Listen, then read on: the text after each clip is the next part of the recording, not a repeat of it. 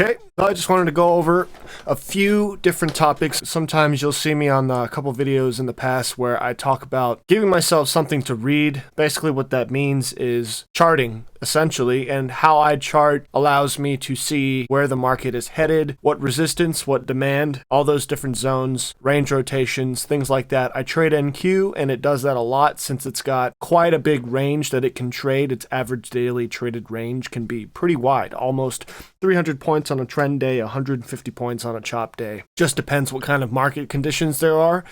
And the way I like to put together my analysis helps me identify when it's ready to rotate into that next range that could give us an opportunity to trade NQ, or just about any actual ticker for that matter. So it's Friday, 1:16 in the afternoon, and we've had a little bit of volatility in the morning here. I'm just going to show you pretty much all the way back to the 28th at this point on our 5,000 tick chart, which is essentially each candle is 5,000 transactions. It's sort of similar to a 5-minute chart, except there's a few differences based on the volume. It'll fluctuate in terms of creating candles on the 5,000 tick. As volume pours in, you'll get more candles. As it's low volume, it'll take a lot longer than, per se, a 5-minute chart where each candle is 5 minutes, no matter what the volume is. On a 5,000 tick, as it's a low volume time frame within the market's trading period, then you're going to get less candles in general. We're going to start with how I create my ranges and also just simple trends up and down. So we'll start with that. This is Tradovate, and I use the trend tool on the chart to draw these.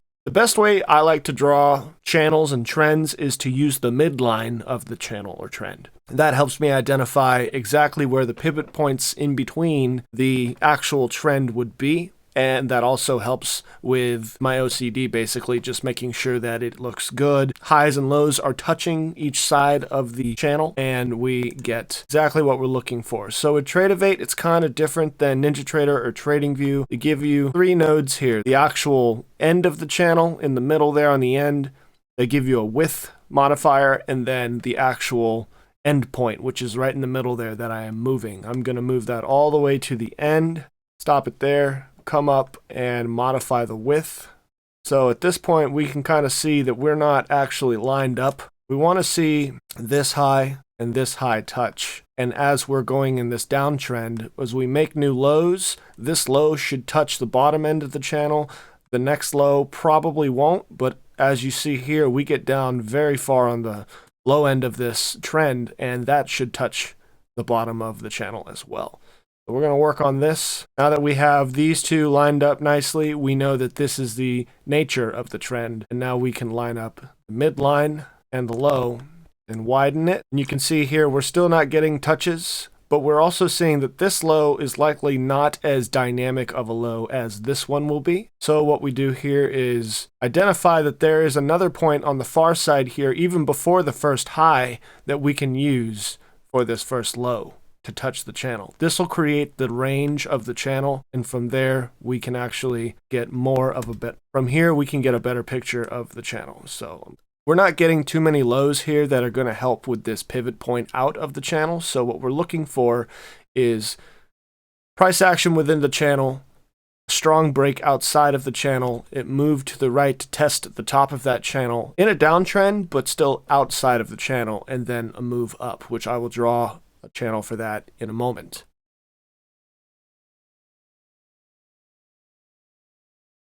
Okay, so I finally got to a point where I recognized that the only way to get these highs to touch and these lows to touch was to remove that point that I was talking about to establish the range of the channel. We're going to make this a little narrower, and this is working out to where we get multiple touches of the lows, as well as a decent midline where price is reacting to it, and the touches of the highs. Also some tests back inside of the high as now support as we broke outside of the channel. So one rule of thumb when we're making channels basically is going to be every time you make a new low, you're going to want to adjust that channel like this. And I'm going to do this as we go through, and I'm going to talk you through it. So the way this would work in real time as you're drawing the channel would be, so you get your first touch of your high and then your first low, and then you have your channel. So essentially it would look more like this Price would have had a low here. Price would have had a high and a low. So there's the range of the channel between these two. Would have broken down, made a new low. So your next touch of the low of the channel would have been here, broken back up, didn't even get close to breaking this high, so the channel remains the same.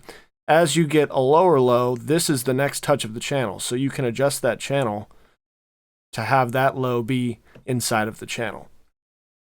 Now you do have a high here and a high here, but they're lower highs and lower lows, so you want to keep all of these within the channel. And you can see here how Tradovate, the channel is kind of wacky. But as you're making it, you're keeping everything inside. You get a new low here, but it's only at the midline. So you keep that here until you get a new low that constitutes the channel being moved further. So we got a break outside of this channel and a failed attempt at a new high, higher than the previous swing high. This wick actually breaks just up to the top of it. I think this one is still higher on the left. So we keep that channel going until we see a break back into structure, where we do finally find a new low in the market. So this channel can now go back to its original form. Okay, so what we have here is a high, a low. That breakout of structure is now the next touch of the high within this channel. A breakdown to the next touch of the low of this channel, followed by a couple undershoots. In other words, overshoots outside of the channel and right back in. So these could be considered bear traps. Then we finally have our first next breakout where we do succeed in holding outside of the range. Another touch where we have a bear trap. Another touch up top, a test where we had a failed auction back into testing the support range of this channel, an undershoot. So we're just dancing down the outside of this channel, basically, where we finally move back up. So now we have an established reversal where we had two touches of the lows down here and a move up. So what we look at now is strength to the upside. So we're going to start to draw a channel upwards. This one failed, creating another touch of the bottom down here at the lows. Now we have our channel up. So we do the same thing with a principal to the upside. Notice it's dancing on this 20 EMA the whole way. So the EMA plays a strong principal role in this, as well as EMAs are indicators of strength in trend. And every time it tests this 20 EMA, just about on any tick chart or time frame chart in general, you're going to want an EMA. That's really going to help you establish strength in the trend. If it's breaking that EMA often, it's more likely range bound or rotations that are too tight for you to really consider tradable, in my opinion. But in this case, you get a strong trend, a reaction off of that EMA inside of the channel upwards. This is the first break of it here in the middle of the day at 12:30, where we did have our third touch of that channel, but we're moving back up to the inside of it. But now we're on the bottom side of the midline. So considering this little tradable range right here, we're going to start drawing horizontal ranges now to establish actual range rotations inside of these trends. So now we have our big picture moves. Now we're going to get more of the in-depth ranges of where we can expect price to dance around inside of and move in between before it starts to get that next leg to either side of those ranges. Back to the trend that we're drawing, we're going to start from the bottom up. You can see here it really chopped, and it did again once it went back inside that range, so that's an easy one to draw first. All you do is you just get that midline set, make sure it's pretty well balanced and not tilted to the upside or downside at all. You want it to be as flat as possible. It's okay to have some undershoots, but what we're looking for is the most square range from top to bottom. So you can see right here, this one is a pretty strong indicator. Same with this one right here. These few bits of candles where we're getting a high and a low. So we're going to match that range to touch those and adjust accordingly.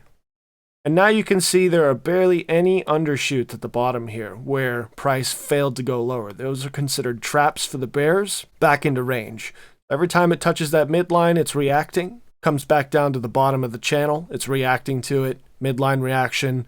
Touch the top of the channel and back down to the bottom of the channel, where we finally get our break above the downtrending structure. Plays with that for a little bit, comes back to this range where we get some more reactions to these levels, and then it creates its uptrend. So we're going to start looking for ranges above that now. We're going to try and work on duplicating the actual depth of this range. So this range is exactly 60 points wide, or 59 points wide, 15,870 to 15,930. So that's 60 points. It's a 60-point range. It's pretty typical for NQ when it's range bound for a little bit. So we're going to continue to make, or ranges in this case, that are 60 points wide. One thing I like to do is just line it up exactly with the channel I've already drawn and make sure it matches up just like that. Now you can see it's pretty much exactly the same width, so we can move that up to the next range above. Sometimes I will actually have a little gap in between the ranges, and that's just because sometimes the range is higher up than just the next segment above that range below. But as you can see here, this little swing had an overshoot and an undershoot, but the range is actually stacked right on top, and we're getting some pretty good reactions to that. So we're going to leave that right there. We can do that again and again and again. All right, so we have 1, 2, 3, 4, 5 ranges of price action with a little bit of an overshoot above. Let's go ahead and just add that last one.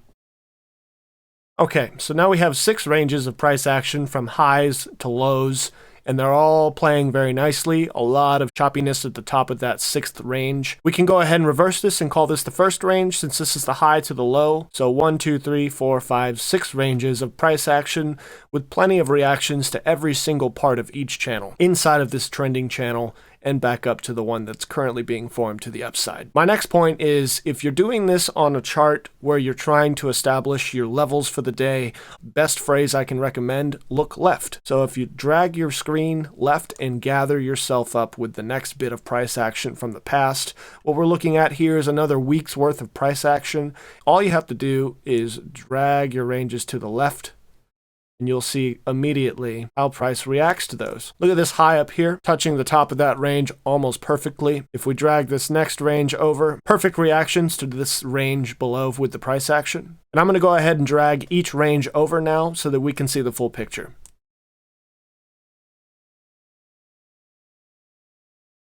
Okay, so there you have it. These ranges have all been dragged over as far as I can with the data that Tradovate allows me to see, which takes me back to November 17th.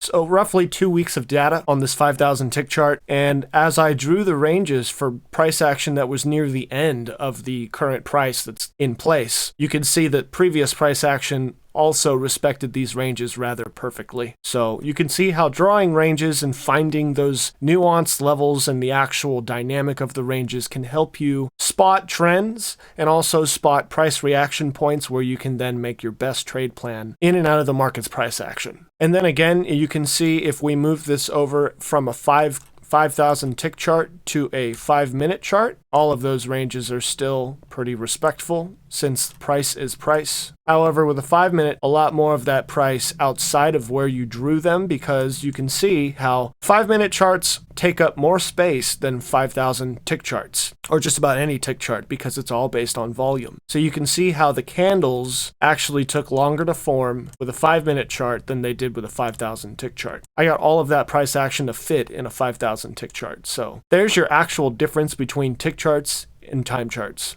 And this is exactly how I would recommend drawing channels and trends. I'm going to move over to a 1250 tick chart now. That's basically 1250 ticks per candle, and give you a little demonstration using this EMA and the channels and trends that we've drawn to see how we can execute a trade in real time. It's almost 1:45 in the afternoon Central Time. We've got about an hour 15 left in the market. Volume should start to pour in here shortly in about 15 minutes, and you'll see these candles start to form a lot faster. But what we're looking at right now is the uptrend of the prior channels that we were drawing, this channel and trend. This trend broke outside of that larger downtrend that we were working on. And we can see today has been nothing but a grind up, bouncing off those EMAs, bouncing off that EMA. A few breaks underneath it, since this EMA is a 20 and not a 34. We can switch that over, and you'll see how that kind of cleans up price action a little bit with the reaction to the EMA.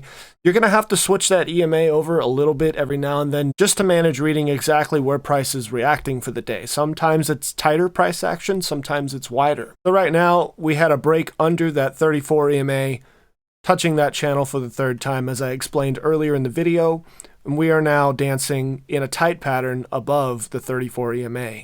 We've got a couple touches here we're going to take a look at a few different charts and see exactly what we can manage to pull together for a trade. But as the trend is up, we did have one strong break to the bottom of this range up here, testing the midline. There's a lot of reactions to that midline, so if we get a trigger candle above, I would want to see a bounce back to the midline before I decided to take a long. I'm not going to be short biased here unless we get some seriously strong action below this channel, where we could break below this range back down to the next range below, where we do have a pretty low volume node that would allow us to get a sharp move back down to more of where price was consolidating.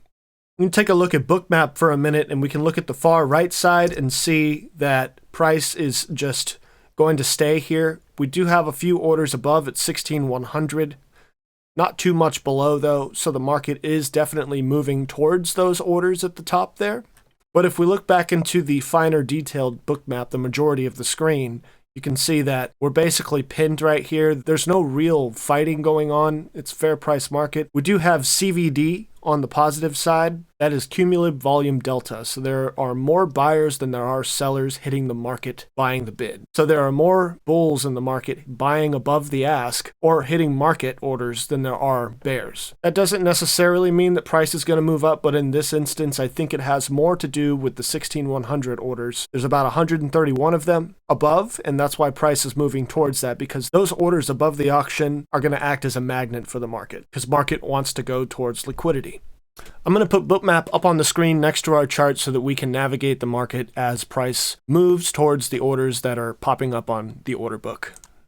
You can see there are more orders above. Those are most likely going to be sellers trying to catch the highs. But if bulls can continue to push above that and squeeze short sellers out, we are going to see a move above. It all has to do with slippage and which side of the market fails to make a move in their favor. So as we continue to stay above the EMA and the channel at the bottom end of the channel, I do see an opportunity to catch an order in testing that EMA if we do get it. I think once we get to 2 p.m., we're going to see a little spike in volatility, and most likely we'll get a knee-jerk move in one direction or the other, and hopefully it's down back to that EMA to where I can get filled, and then we'll move higher towards those orders at 16,100.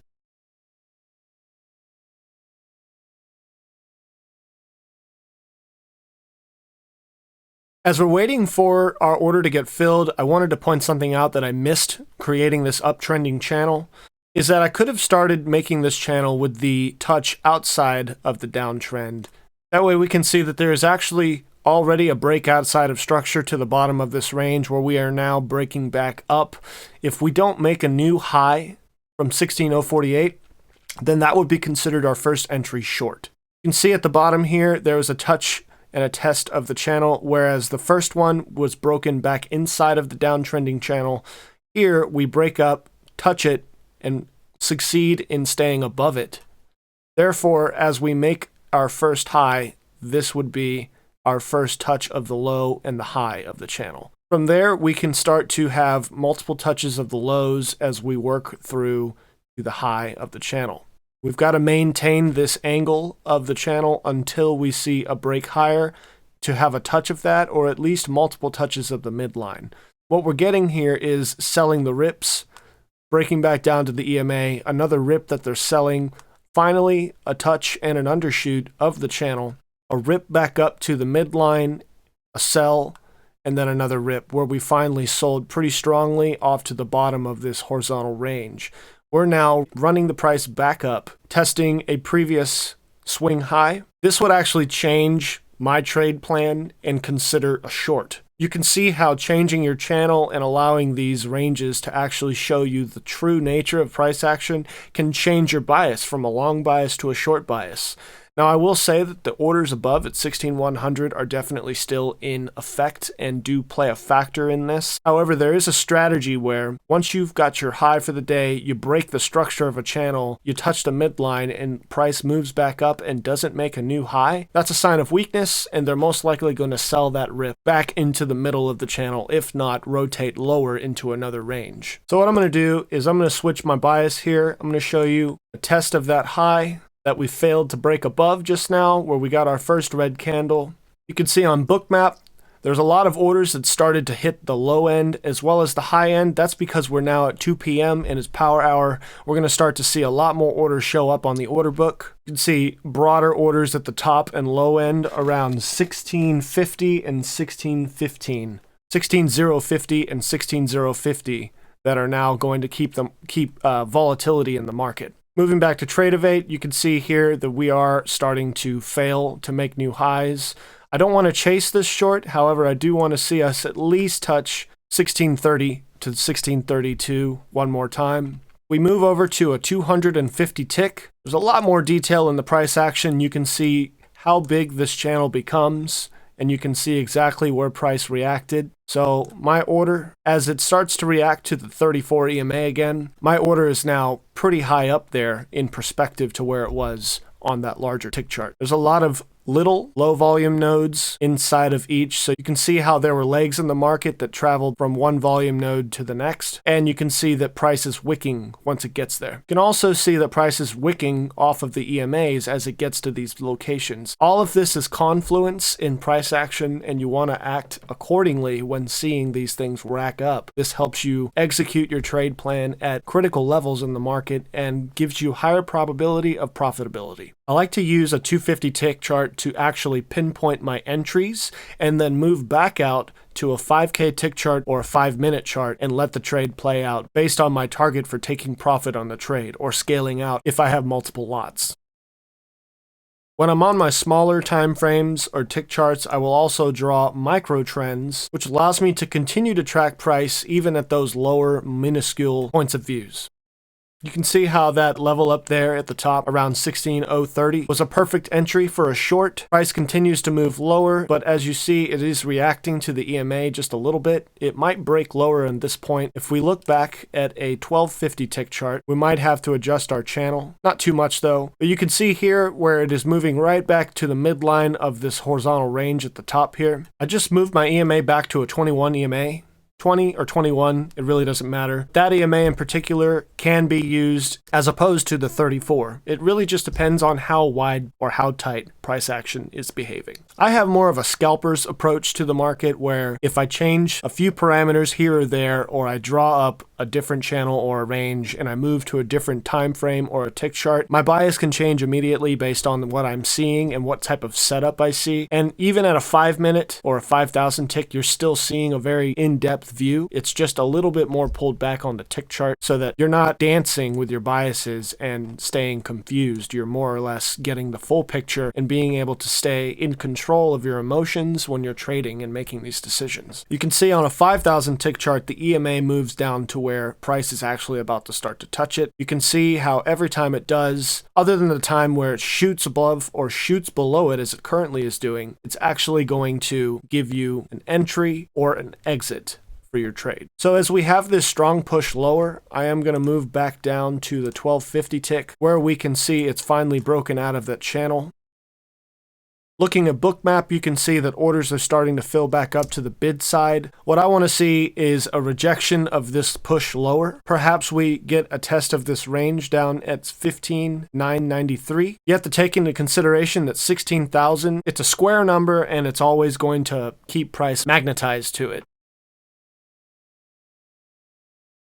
So if we're looking at the big picture, essentially what we're getting is a touch of the high of the range, moved down to the low of the range, pivoted to the midpoint of the range, and is now chopping right around the midline. This isn't really something you want to trade unless you're ready to just get in and get out really quick for small profits. Those are scalpers' profits. That's what these sort of setups really provide, is short-term trading. It's not something that you want to hold longer than a few minutes at most.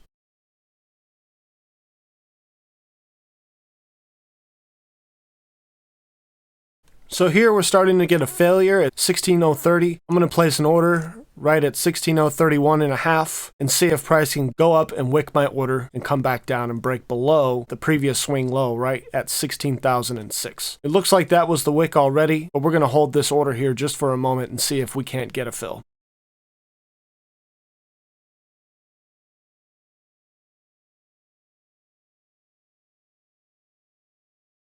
So here it looks like my order finally got filled right at that 16,032. We're going to see if this reverts back down to the low side of this range.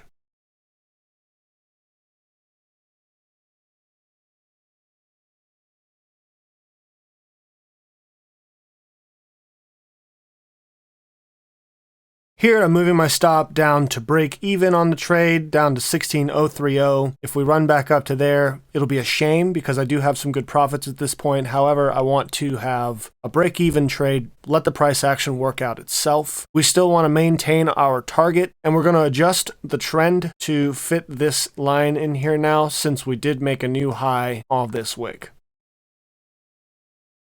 So now you can see we have a high point in the channel and a low point in the channel. Our next touch of the high would be up here, and then a sharp move down to the second touch of the low, where we are now dancing with the midline. Just going to let this price action work itself out here in the last 15 minutes of regular trading hours. Here you can see another break in the channel, just an undershoot. We're going to see if we get through this low volume node down to the next period where we tested the low of the range. If we can break down to there, I'll take profit. I'm actually going to go ahead and set one there now. If we can get down to 16,000, I'll be happy. But I'm also going to move our stop to the midline, just above the midline, near the wicks that broke above that midline previously. So now we're nicely in profits, and we can let this trade run.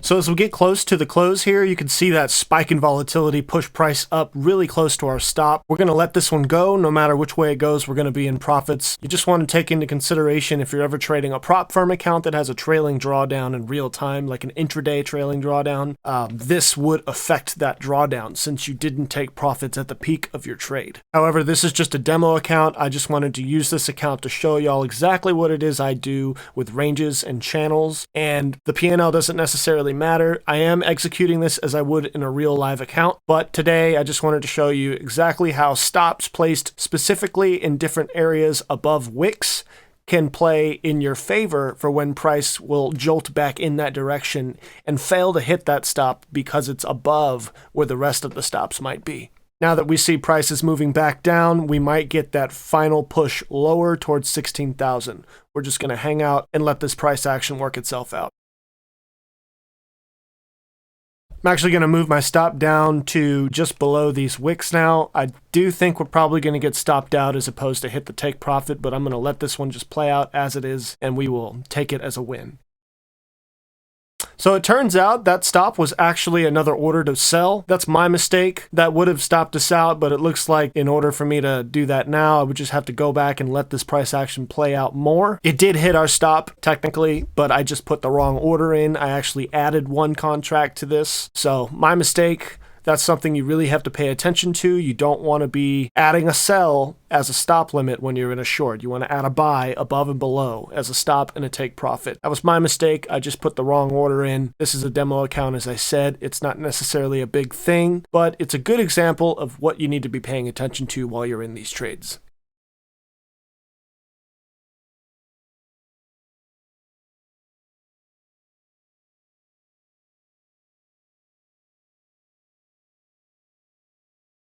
So we just got through the close, and it looks like price did revert back down to my entry. We are in profits, and I could probably let this play out. I'm going to go ahead and close out both of these orders.